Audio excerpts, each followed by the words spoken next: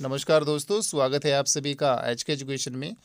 तो आज इस वीडियो के अंदर मैं आपको बताना चाहूँगा कि जितने भी कैंडिडेट्स ने एसएससी के जो पीआरटी और टीजीटी की गेस्ट टीचर्स की जो वैकेंसीज निकली हुई थी उसके लिए आवेदन किया था, तो मेरिट लिस्ट उसकी आ चुकी है।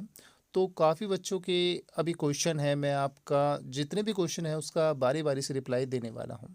सबसे पहले तो मैं आपको बता देता हूँ, टीजीटी का रिजल्ट अभी नहीं आया है। माफ़ी चाहूँगा, मैंने आपको अगर कह दिया हो कि टीजीटी का रिजल्ट आ गया है, क्योंकि उस टाइम साइट बिजी थी, मेरे को खुद पता नहीं चला था, तो उसके लिए माफ़ी चाहूँगा। तो अभी टीजीटी का रिजल्ट नहीं आया है और उसके लिए इन्होंने नोटिफिकेशन भी डाला। चलिए मैं आपको दिखा देता हूँ।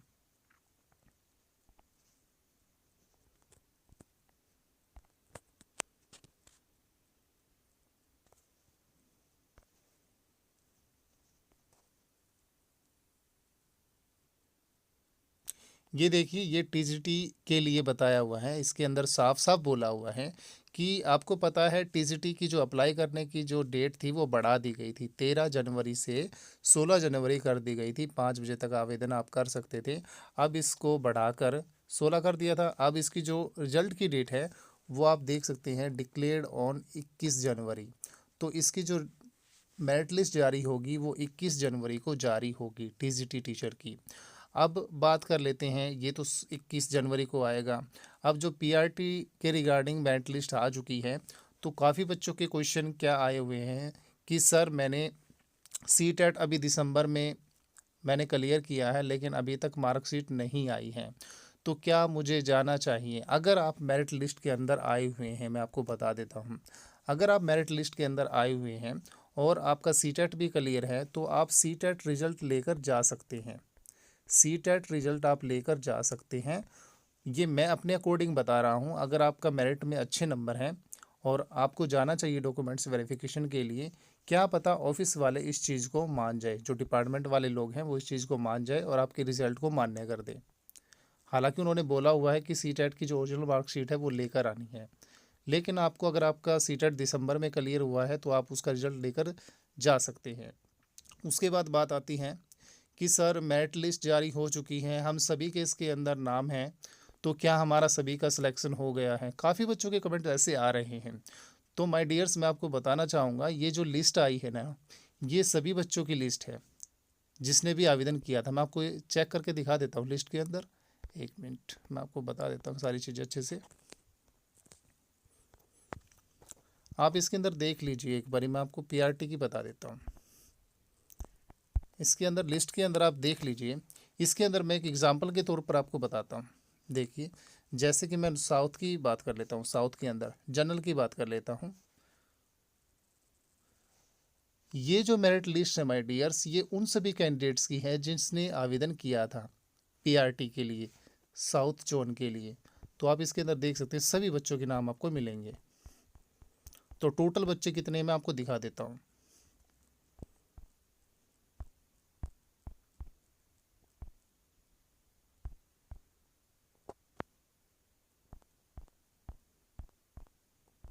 ये देखिए, आप इसके अंदर देख सकते हैं टोटल 7,059 लोगों ने साउथ जोन के अंदर अप्लाई किया हुआ है, जिसमें एससी कैटेगरी के लोग भी आ गए, ओबीसी कैटेगरी के, एसटी कैटेगरी के भी, जनरल कैटेगरी के भी। जनरल का मतलब है इसमें जनरल भी आ गया, एसटी भी आ गया, ओबीसी भी आ गया और एससी भी आ गया। आप इसके अंदर चेक भी कर सकते हैं, यहाँ देख भी रहे होंगे आप। इसमें सभी कैटेगरी के लोग आ गए और टोटल जो आवेदन आए हैं साउथ जोन के अंदर 7,059 आवेदन आए हैं। आप इसके अंदर देख सकते हैं। तो माय डियर्स, इसका मतलब ये नहीं है कि आप सभी का सिलेक्शन हो गया है। फॉर एग्ज़ाम्पल मैं आपको बता देता हूँ। मान लीजिए आपने साउथ जोन में आवेदन किया है, साउथ जोन में आपने आवेदन किया है और आपके जो आपका मेरिट नंबर आ रहा है या सीरियल नंबर जो आ रहा है, एससी कैटेगरी से अगर आपने आवेदन किया था तो आपका एससी कैटेगरी में आ रहा है 40, ठीक है। और अगर आपने जनरल में चेक किया तो जनरल में आपका आ रहा है 50, ठीक है। उसके बाद आपको क्या करना है, पोस्टें देखनी है साउथ जोन के अंदर कितनी थी। टोटल 17 पोस्टें थी। तो इसमें क्या बोला गया है, उसके 3 टाइम्स यानी 3 गुना बच्चों को बुलाया जाएगा। तो 17 × 3 51 बैठता है। तो अगर आप इसके आसपास आ रहे हैं, 51 के आसपास आ रहे हैं, अगर आपका सीरियल नंबर 51 के आसपास आ रहा है, आपका मेरिट नंबर इसके आसपास है, तो आप जा सकते हैं। इसके अंदर मैं नोटिफिकेशन भी दिखा देता हूँ कि 3 गुना बच्चों को क्यों बुलाया जाता है। आप इसमें मैं आपको नोटिफिकेशन दिखा देता हूँ।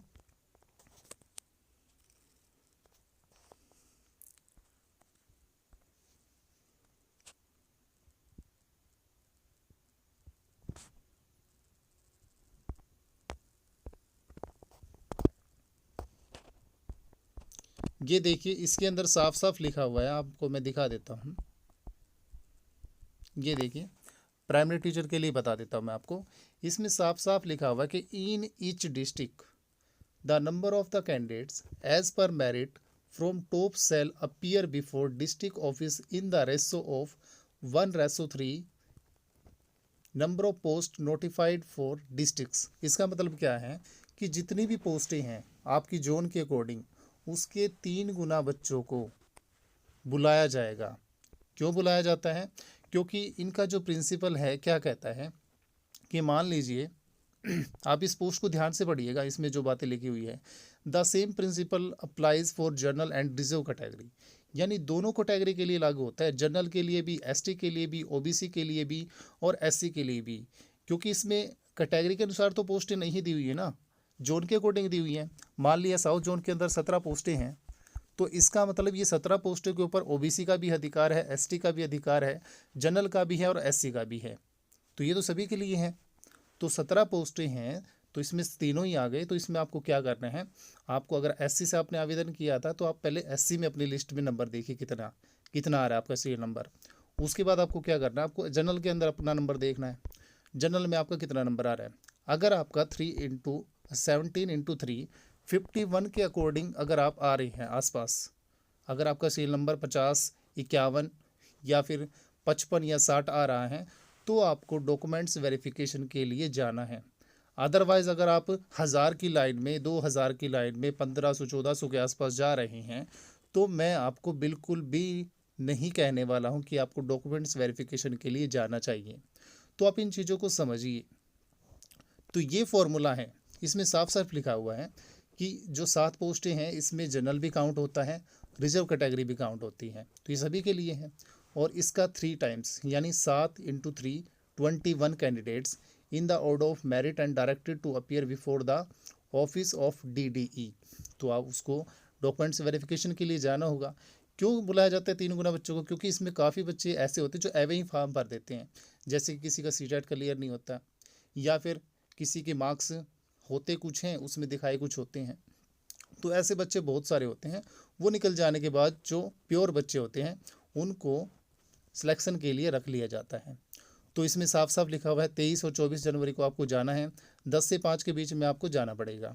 ठीक है, और फिर ये सारी चीज़ें मैं आपको बता चुका हूँ। इसके रिगार्डिंग मैं 2 वीडियो पहले ही बनाकर डाल चुका हूँ। ठीक है, आप वो वीडियो मेरी देख सकते हैं। और इसके बाद जो इसकी फाइनल जो लिस्ट आएगी वो 31 जनवरी को आएगी। आप यहाँ चेक कर सकते हैं, इसमें साफ साफ लिखा हुआ है। ये भी क्वेश्चन काफ़ी बच्चों का है, सर इसकी जो फाइनल लिस्ट है वो कब आएगी? तो 31 जनवरी को इसकी फाइनल लिस्ट आएगी, आप चेक कर सकते हैं। उसके बाद डॉक्यूमेंट्स भी आपको मैं बता चुका हूँ, आपको कौन कौन से लेकर जाने हैं इसमें लिखे भी हुए हैं। रजिस्ट्रेशन स्लिप आपको लेकर जानी है। अगर आपके पास रजिस्ट्रेशन स्लिप नहीं है, रजिस्ट्रेशन नंबर है, तो उसमें आप साइट के ऊपर जा सकते हैं, वहाँ पर रजिस्ट्री प्रिंट एप्लीकेशन फॉर्म के ऊपर जाकर आप अपनी रजिस्ट्रेशन स्लिप दोबारा से निकाल सकते हैं। सीटेट क्वालिफिकेशन के लिए मैं आपको बता चुका हूं। अगर आपके पास मार्कशीट आपने पहले ही क्वालिफाई किया है सीटेट, तो आप सीटेट ले जा सकते हैं, मार्कशीट ओरिजिनल, या अगर आपने दिसंबर में किया है तो आप रिज़ल्ट भी ले जा सकते हैं। मैं अपने अकॉर्डिंग बता रहा हूं। अगर DD वाले इसको वैलिड मानते हैं तो आपका सिलेक्शन हो सकता है, अगर आप मेरिट में आते हैं तो। उसके बाद आपको क्या करना है, ये सारी चीज़ें मैं पहले ही बता चुका हूँ। एक क्वेश्चन और था काफ़ी बच्चों का कि जो अटेस्टेड चीज़ें हैं, वो जैसे अटेस्टेड करवाने हैं आपकी फ़ोटोकॉपीज़, वो सर कैसे करवानी है? सेल्फ अटेस्टेड करवानी है या फिर किसी गैजेट ऑफिसर से करवानी है? तो इसमें लिखा हुआ है the candidates shall also furnish 1 attested set of the above document to the district office. तो माय डियर्स, इसमें आप है ना सेल्फ अटेस्टेड भी कर सकते हैं या किसी गैजेट ऑफिसर से भी करवा सकते हैं। तो इसमें ये चीज़ें मेंशन नहीं की हुई हैं कि आपको सेल्फ अटेस्टेड लेकर जाने हैं या गैजेट ऑफिसर से करवाने हैं।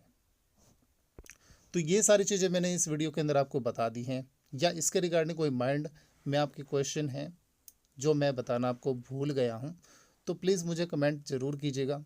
आपके हर कमेंट का जवाब दिया जाएगा। अभी के लिए इस वीडियो में इतना ही। वीडियो आपको पसंद आई है तो वीडियो को लाइक कीजिएगा, शेयर कीजिएगा, और आप हमारे चैनल पर नए हैं तो प्लीज़ चैनल को सब्सक्राइब कीजिएगा और साथ में बेल आइकन को क्लिक कीजिएगा। Thank you so much for watching this video.